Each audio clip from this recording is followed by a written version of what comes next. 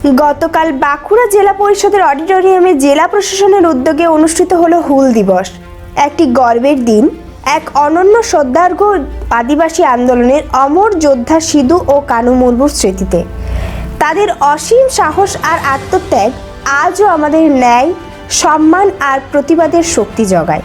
হুল দিবস শুধু একটি ইতিহাস নয়, এই দিন আমাদের জাগিয়ে তোলে নিজেদের অধিকার রক্ষার এবং নিজেদের কৃষ্টি সংস্কৃতি বাঁচিয়ে রাখার। ভয়েস অফ বাঁকুড়ার পক্ষ থেকে বীর সিধু ও কানু মুর্মুকে জানায় বিনম্র প্রণাম। আজও তাদের সাহস আমাদের শিখিয়ে দেয়, ন্যায়ের পক্ষে দাঁড়াও, সত্যের পথে চলো।